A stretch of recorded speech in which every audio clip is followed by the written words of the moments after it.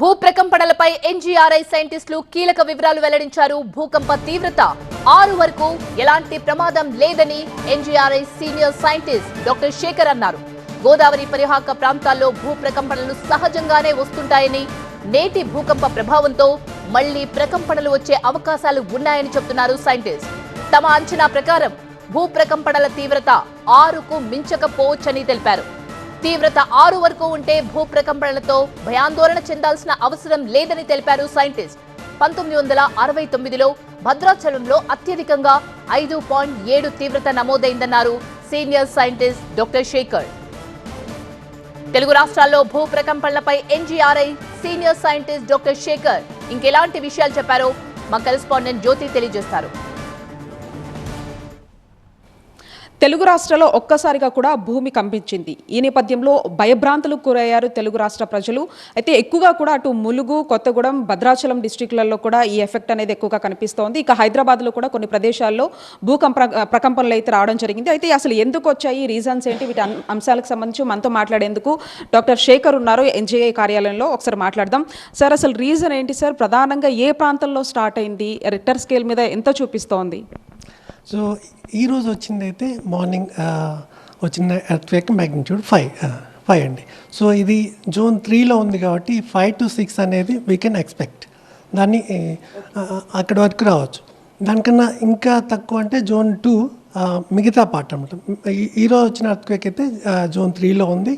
అది 5 నుంచి 6 వరకు రెక్టర్ స్కేల్ మ్యాగ్నిట్యూడ్ రావచ్చు, ఎక్స్పెక్ట్ చేయొచ్చు. దానికన్నా తక్కువ అంటే 5 మ్యాగ్నిట్యూడ్. ఇంకా మిగిలిన తెలంగాణ ప్రాంతం ఉంది. మెయిన్ గోదావరి, కొంచెం పార్ట్ ఆఫ్ కృష్ణ జోన్ 3లో ఉంది. సో జోన్ 3 అంటే యాజ్ సెట్ 6 వరకు ఉండొచ్చు. ఇప్పుడు వచ్చిన ఎర్త్క్వేక్స్ దీని పక్కన ఇంకా చిన్న ఆఫ్టర్ షాక్ ఎర్త్క్వేక్స్ అంటాం, అవి కూడా రావచ్చు అనమాట. కొన్ని వారాలు, కొన్ని నెలల వరకు రావచ్చు. సో దీంతో మరి ఏమన్నా ఉందా అంటే మామూలు బిల్డింగ్స్ అయితే పడిపోయే ప్రమాదం లేదు.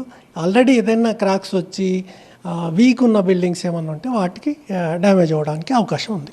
ఓకే, అంటే ఇది స్టార్ట్ అయింది ఎక్కడ సార్? ములుగు ప్రాంతంలో స్టార్ట్ అయిందని చెప్తున్నారు. ములుగు ప్రాంతం నుంచి ఆ రివర్ బ్రిడ్జ్ దిశగా ఎటువైపు ఈ యొక్క భూకంపం తీవ్రత అనేది ఎక్కువగా కనిపించింది?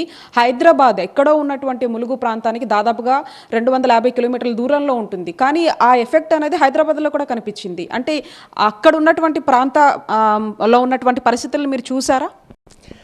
అంటే ఇది భూకంప కేంద్రం అంటే ఒక పర్టికులర్ పాయింట్ అని ఉండదండి. ఇది ఒక ఫాల్ట్, అలాంగ్ ద ఫాల్ట్ అనమాట.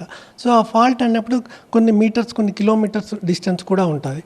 నెక్స్ట్ ఇంకా ఎక్కడెక్కడ ఫీల్ అయ్యారనే దాన్ని విషయానికి వస్తే, ఎక్కడైతే వీక్ ఉంటుందో అంటే ఆల్రెడీ లేక్ ఫీల్డ్ లేకపోతే సాఫ్ట్ సాయిల్ సాఫ్ట్ సెడిమెంటరీ ఉంటాయో ఆ వాళ్ళు ఎక్కువ ఫీల్ అవుతారు. అదే హాట్ రాక్ ఉన్న వాళ్ళు ఫీల్ అవ్వరు. ఏ చెరువులు లేకపోతే నదీ పరివాహక ప్రాంతాలు ఉన్న వాళ్ళకి ఈ ఫీల్ అవ్వడానికి ఎక్కువ ఉంటుంది. ఎందుకు అంటే ఆ వేవ్స్ని అక్కడ ఆ పర్టికులర్ సాఫ్ట్ సాయిల్స్ యాంప్లిఫై చేస్తాయి కాబట్టి.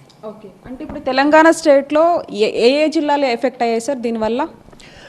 జిల్లాలో అని కరెక్ట్ ఇట్లా రీజియన్ స్పెసిఫై చేయలేము. కాకపోతే ఒక 5 మ్యాగ్నిట్యూడ్ అంటే 200-300 కిలోమీటర్స్ వరకు ఏదైతే ఆ పర్టికులర్ వేవ్స్ ట్రావెల్ అయ్యే డిస్టెన్స్లో అని ఇట్లా ఎక్కడైతే సాఫ్ట్ సెడిమెంట్స్ ఉంటాయో వాళ్ళు ఎక్కువ ఫీల్ అవ్వడానికి ఛాన్స్ ఉంది. ఓకే, అంటే ఇది మళ్ళీ ఏమన్నా వచ్చేటటువంటి అవకాశం ఉంది అనుకోవచ్చు సార్?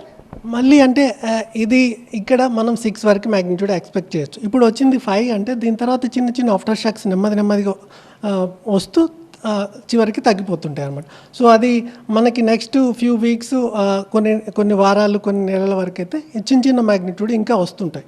సో దానికి పెద్ద ప్యానిక్ అవ్వాల్సిన అవసరం లేదు. ఆల్రెడీ బిల్డింగ్ పడిపోయే లాంటి బిల్డింగ్స్ ఉంటే అందులో ఉండకపోవడం మంచిది. ఎవరైతే పాత బిల్డింగ్స్ ఉంటాయో, లేకపోతే కన్స్ట్రక్షన్ లేదంటే పగుళ్ళు ఉన్నటువంటి బిల్డింగ్స్ ఉంటాయో వాళ్ళు మాత్రం ఖచ్చితంగా అప్రమత్తంగా ఉండాలంటూ కూడా చెప్తూ ఉన్నారు. ఇప్పుడు జర్నలిస్ట్ సురేష్తో కలిసి జ్యోతి టీవీ 9 హైదరాబాద్.